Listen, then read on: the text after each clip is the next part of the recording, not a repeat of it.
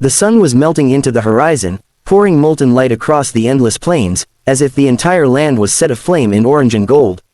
Eli Crawford straightened from the fence post he'd been mending, wiping the sweat from his brow with the back of his gloved hand. His ranch stretched wide and lonesome, the silence broken only by the calls of meadowlarks and the distant lowing of cattle. It was the hour when work usually wound down, when the world seemed to breathe in peace before night took over. But that evening, something unsettled stirred the air. He paused, holding his breath. There was a sound, a faint sobbing, drifting on the wind like a lost child's cry.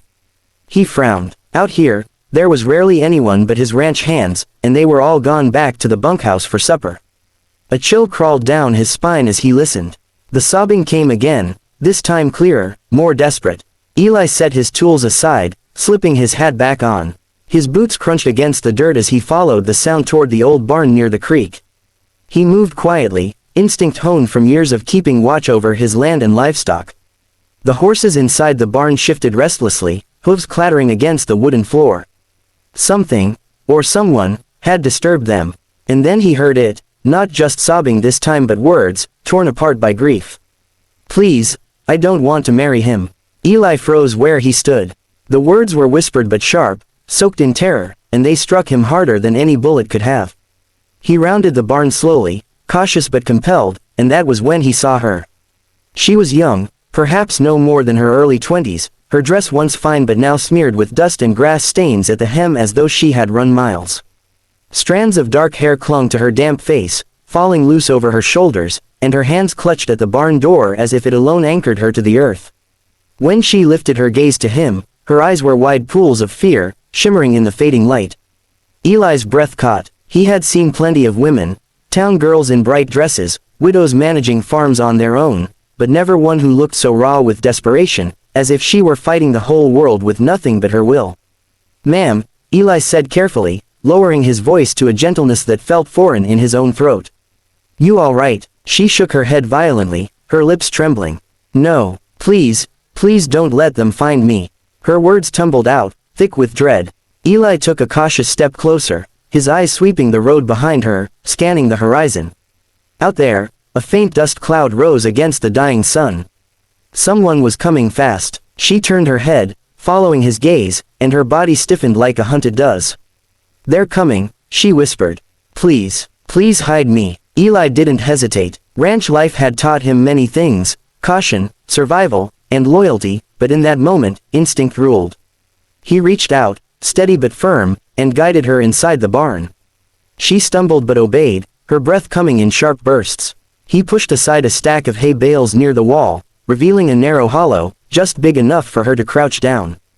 "Get in," he urged quietly. She hesitated only for a moment before scrambling into the space. Her eyes, still wet, locked on his, silently begging for trust. Eli covered her quickly, dragging the hay back into place. The sound of hooves grew louder, wheels grinding against dirt, rattling closer by the second. Eli straightened, rolling his shoulders back, and stepped outside just as a carriage pulled up. 2 riders flanked it, dust coating their boots and coats. From the carriage descended a stout man in a tailored coat, his belly pressing against his vest, his mustache twitching with impatience. His eyes narrowed when they landed on Eli. "You there?" the man barked, his voice sharp with authority. "Rancher, you seen a young lady run this way?" Eli folded his arms across his chest, standing tall, his expression unreadable. "Can't say I have. Out here it's mostly cattle, not ladies." The man's nostrils flared. "Don't lie to me. She's my daughter, and she's promised to a gentleman waiting in town." "A rich gentleman." She ran off like a foolish child. "Now tell me, are you hiding her?" Behind the barn wall, Eli could almost feel the girl's heartbeat, quick and panicked, as if it throbbed through the wooden planks themselves. His jaw tightened. "I ain't seen her," he said slowly, his voice steady as stone. Then, after a pause, he added, "But if she don't want the marriage, maybe forcing her ain't the way." The man's face turned a dangerous shade of red. His fists balled at his sides. "That's none of your concern, Crawford. My daughter will do as she's told. When I find her, I'll see to it myself." Eli tipped his hat lower over his brow, masking the storm brewing in his eyes. "Far as I know, no one passed this way." The riders shifted uneasily in their saddles, glaring at him, but their leader finally jerked his head. Come on, we'll search the creek bed. With that, they mounted again, the carriage rattling as the small party moved off into the growing dark. Dust swirled behind them until the prairie swallowed their noise. Eli exhaled slowly, the tension easing from his shoulders. He turned back to the barn, dragging the hay aside with practiced hands. The girl emerged, her face streaked with tears and dirt, her breathing ragged. You, her voice cracked. You saved me. Eli didn't answer at once. He only studied her in the dim lantern glow, the fragility and fire both alive in her eyes. He hadn't asked for this, hadn't expected to stumble into another man's family quarrel. But something about her words clung to him, ringing louder than the evening crickets. Please, I don't want to marry him. And in that moment, Eli Crawford realized his life had shifted. He wasn't just a rancher minding his own business anymore.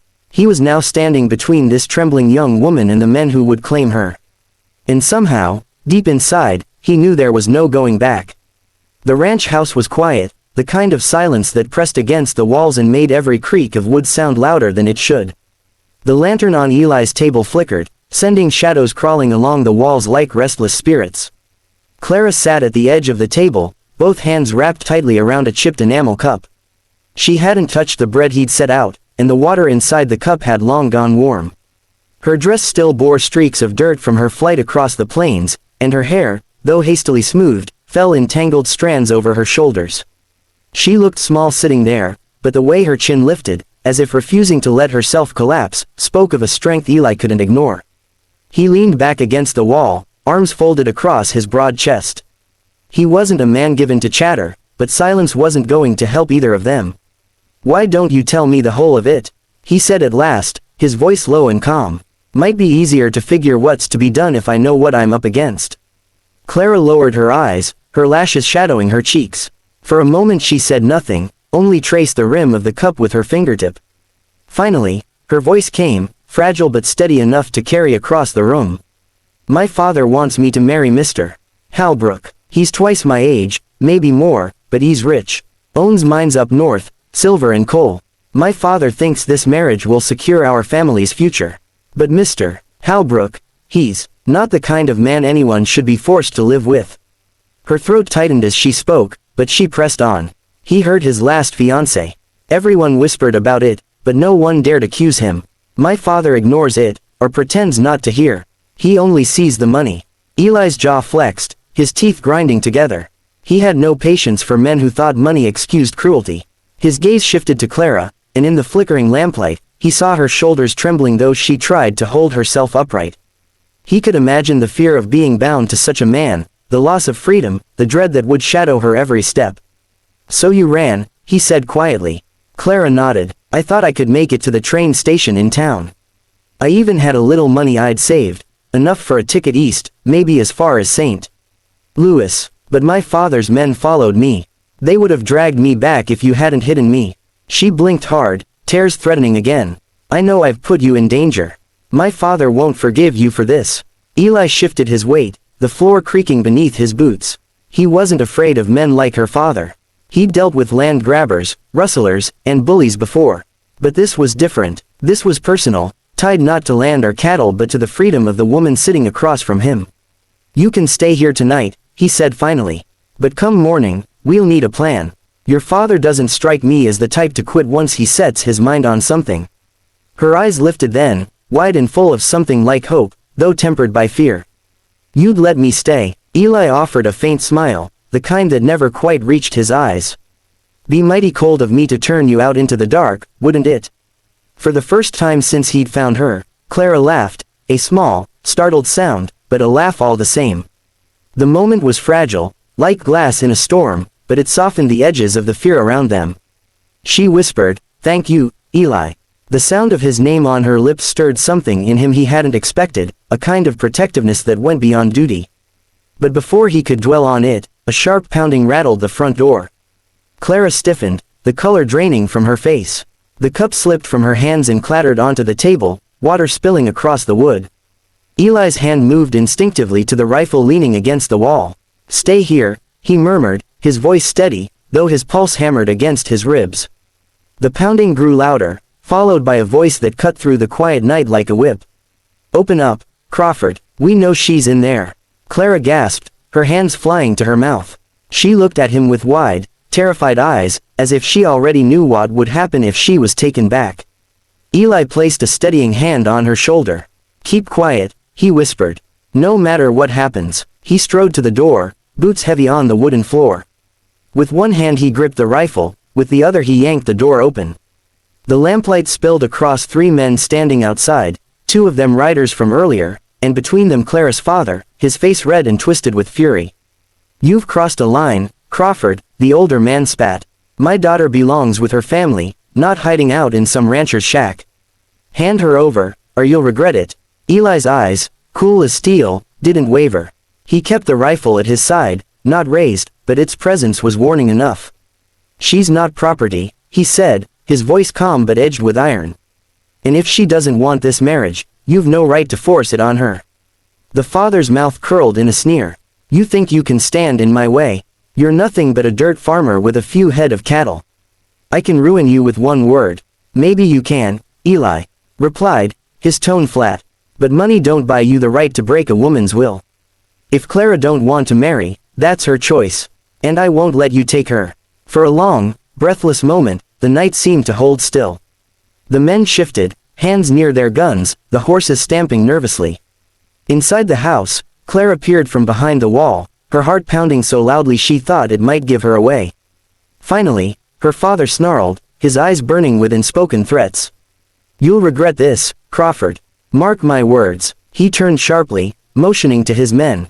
They mounted their horses, the sound of hooves fading as they disappeared into the dark. Eli lowered the rifle but didn't move from the doorway until the night was quiet again. When he finally shut the door, he turned to find Clara standing in the corner, tears glistening on her cheeks. This time, though, they weren't only from fear, they carried relief, gratitude, something deeper. "You risked everything," she whispered, her voice breaking. "For me." Eli set the rifle back against the wall, his gaze steady on her. "Sometimes the right thing costs more than you'd like. But freedom's worth the price." He paused, his voice softening. "And so are you." Her breath caught, her hand pressed to her chest. For the first time, she believed she might truly have a chance at escaping the life her father had laid out for her. And as she looked into Eli's eyes, steady and unwavering, she knew she wasn't facing it alone anymore. That night, as the lantern burned low and the prairie stretched silent around them, Clara felt something she hadn't known in weeks, hope. And Eli knew, with a certainty that settled deep into his bones, that he would stand against the world itself before he let her be taken.